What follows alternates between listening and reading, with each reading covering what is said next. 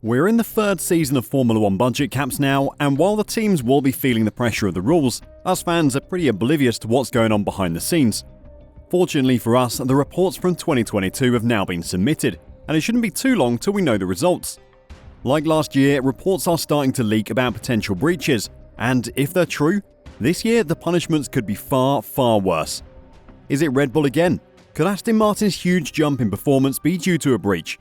Stick around as we delve into everything we know about the 2022 budget cap situation.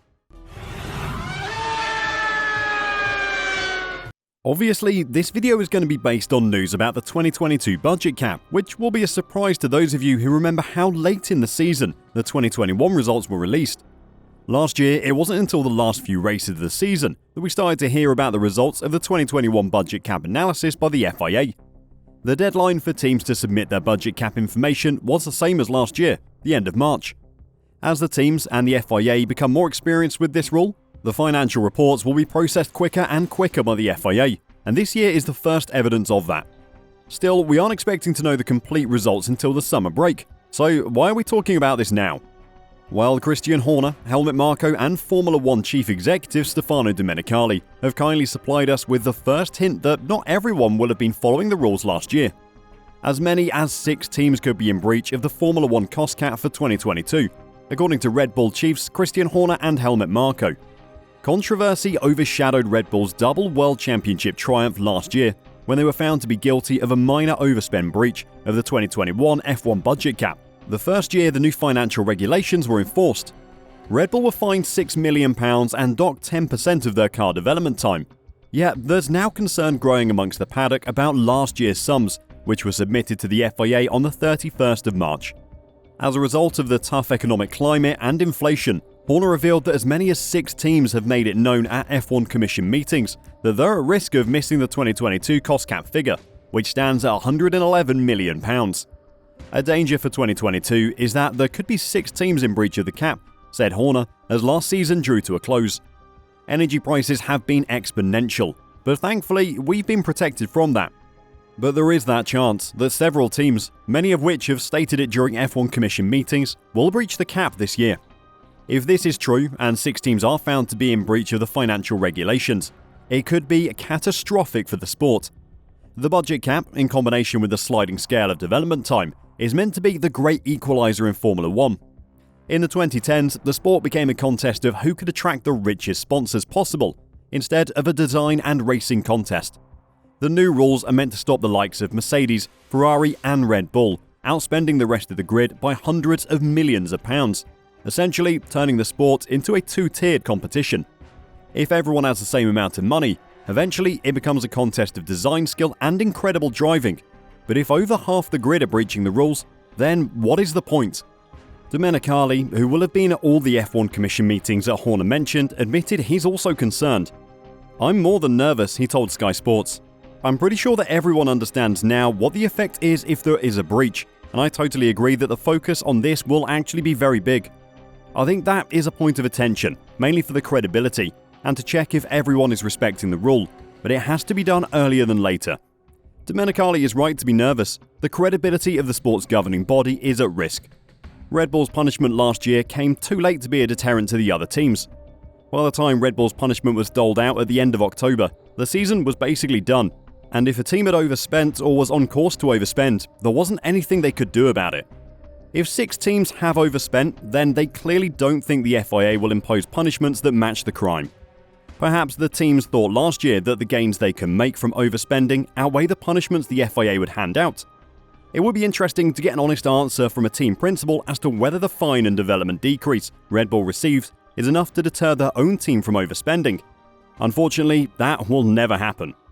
If Domenicali's nervousness proved to be well-founded and 6 teams have overspent, or if even a couple have, the FIA will have to come down hard on the teams in breach.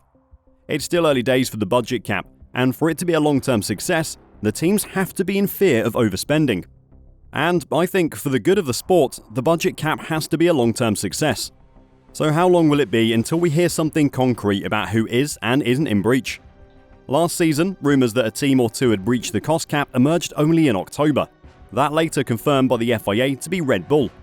It wasn't until the end of that month that the matter was resolved, with Red Bull entering an accepted breach agreement with the FIA. Domenicali said that this year, we're discussing this and on the FIA side to make sure that the control and certification will be done much earlier, because the effect, if some teams will be over it, has to be done in a proper way in as short a time as possible to be more credible. We see other sports that are tackling the financial regulation with, in my opinion, too long a time for a reaction, and this is not good. I think his comment about other sports could be a nod to football, where financial fair play regulations can take years and years to be assessed properly, and for punishments to be given out. We have read plenty of reputable sources saying that the internal goal to release the cost cap compliance certificates is the end of July, just before the summer break. The FIA will not want to put a concrete date into the public though, in case unforeseen circumstances make the process take longer than expected. We won't speculate on who may or may not get their certificate of compliance this year, because honestly, it could be anyone.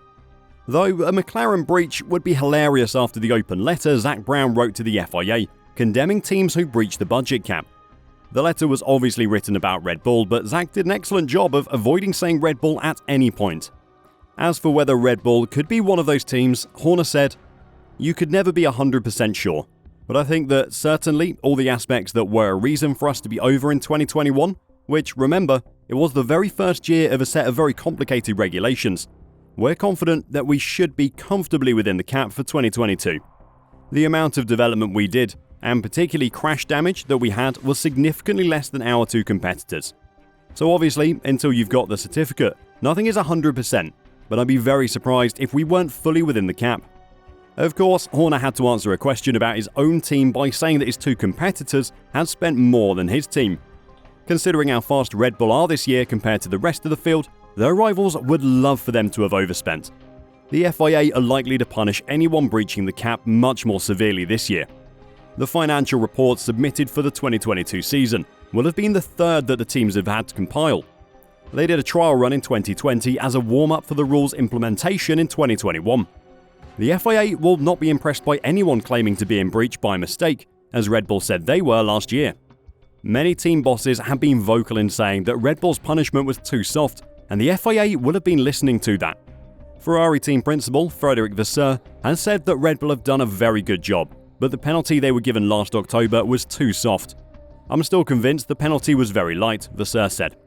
"If you consider we will improve the car's performance by a bit less than 1 second over the season in terms of aero, and you get a penalty of 1/10 of this, it is equivalent to a loss of 0.1 seconds. As it is not a linear progression, it is probably less, and as you are allowed to spend this money somewhere else, on weight saving and so on, for me the penalty is marginal. I don't want to say they didn't do a good job, because honestly, they did a very good job on the car.